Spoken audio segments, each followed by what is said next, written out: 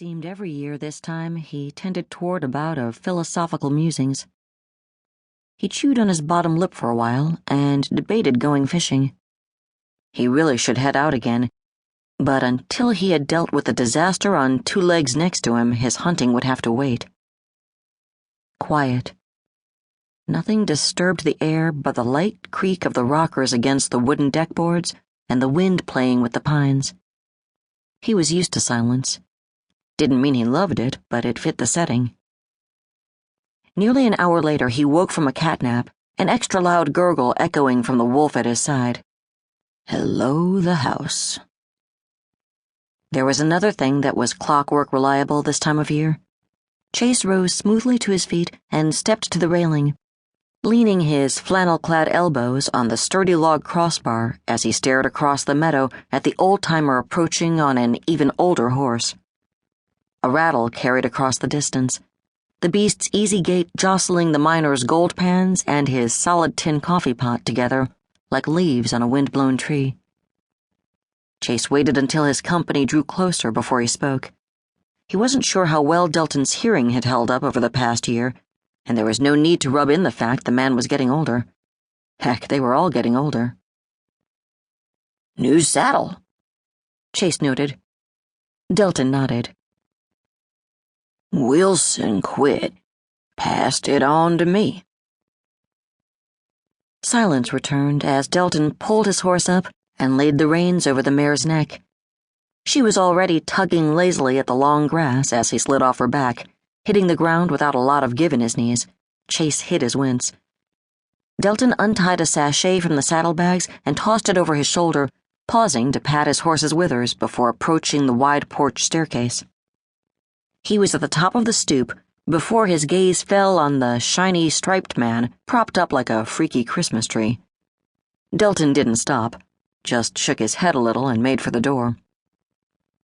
I take it the boy's been a pain in the behind. You might say that. Chase followed his friend into the cool of the cabin.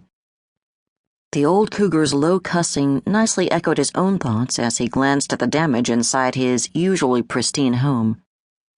Delton wandered to the kitchen, shoving garbage out of the way with his feet. Bags and boxes crackled underfoot, shards of broken dishes snapping like shotgun blasts. You looking for something specific, old man?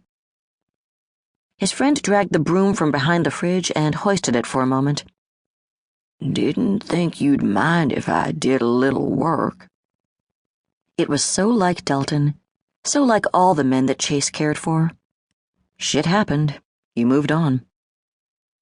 He nodded and turned to grab a garbage bag, stuffing it with the items broken beyond repair, like the plates and shredded cushions, mentally making a list of all the things he'd need to replace as he cleaned methodically alongside Delton. Silently, companionably. The place looked a whole lot better within a short time, and Chase sighed. You know, you've gone and ruined my plans to make Jones clean up the mess in his wolf form. Must have been in his wolf while he caused some of the damage. Delton pointed to the scratched edges of the couch where the raw wood showed in deep gouges. Claw marks marred the corner, like a cat on a scratching post. Jones is usually half in his wolf form. The boy's mostly feral. Brain just doesn't switch all the way back to human anymore. And now Chase felt a little bad about having taped the kid to the chair. Wasn't really unexpected Jones had gone insane in the cabin, although he hadn't asked to be allowed access in the first place. At the least, a little pain might drive home the message of basic politeness. Delton paused his sweeping, his gray beard sticking up wildly, the perfect image of an out-of-control Grizzly Adams. You were gone for a few days? Grabbing information from the Miller boys.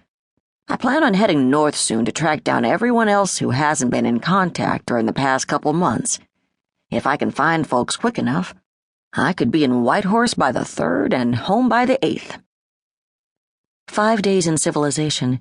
It was enough, and the only reason he'd go was he had to. No one else in those parts could handle the trip, and there had to be some contact with the outside.